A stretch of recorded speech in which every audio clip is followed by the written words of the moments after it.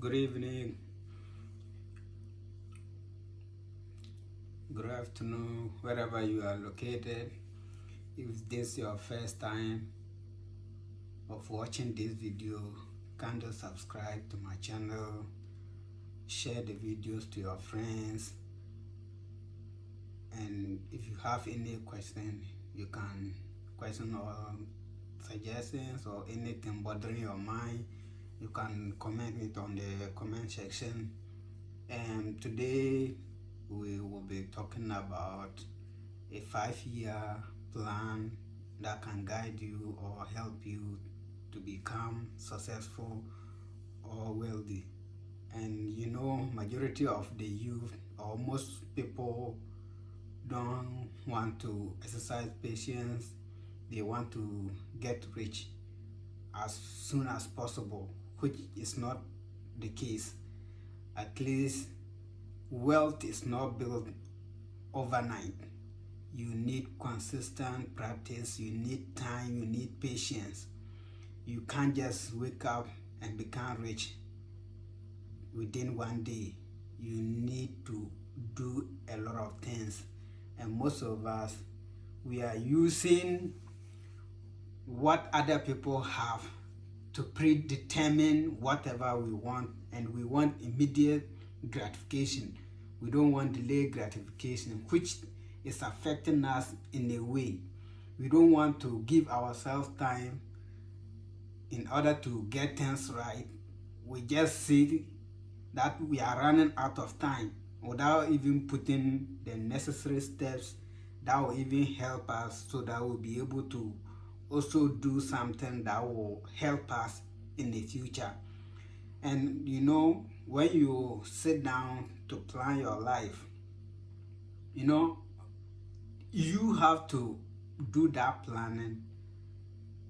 How I want my life to be in the next 5 years, in the next 10 years. How do you see yourself? Because you have to create your own future.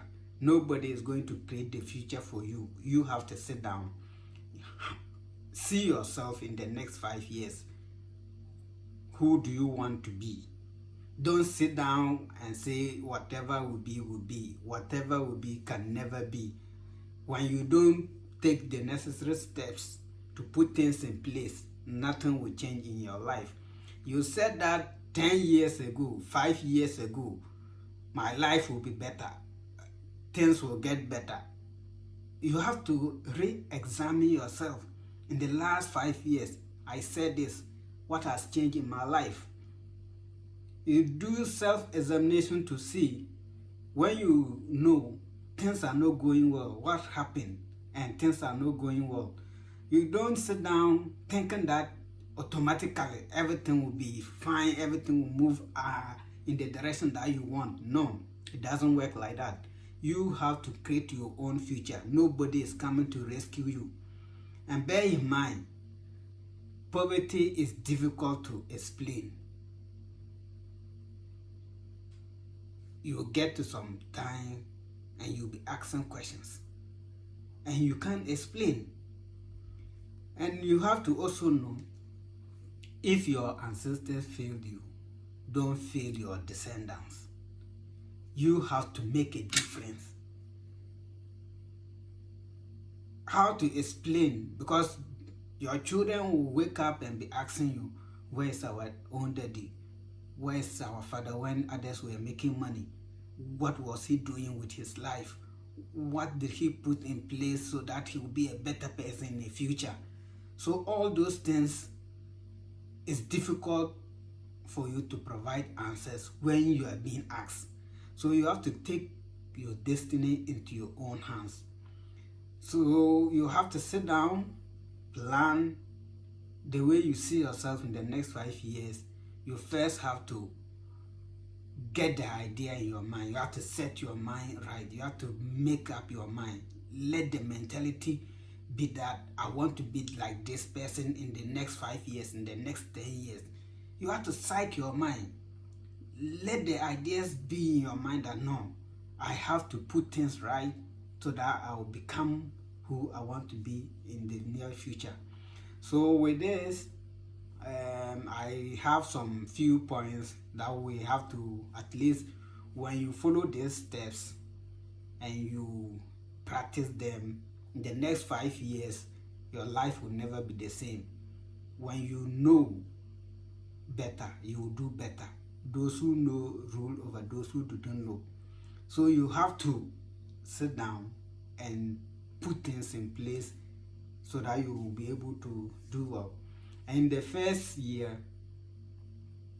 is the year I call transformation stage. You have to transform yourself. You know, most of us, when we were in school, in high school, we feel like when I complete, I will not even read a signboard. You are waiting for your final paper, forgetting that after that final paper, you are now going to face the real test. After the final paper, you face life examination, which nobody is going to set for you.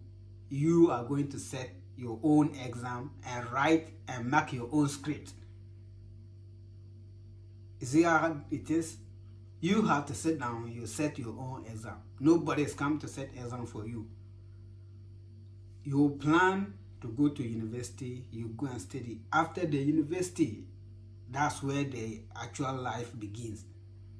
So after your final exam, you are now coming to write your life exam, which is even critical, because the university and the high school is just a system that you are passing through. It's a structure designed for you. You don't do things the way you want. You do things according to how the system is set up.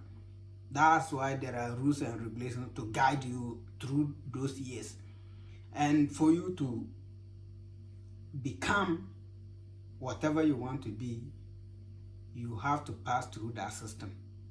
So in your first year, you have to transform yourself. And how do you transform yourself? You transform yourself by learning. You have to learn anything about money. What do you know about money? You have to get, let me say, mentors. You get companies, you go to them, you learn.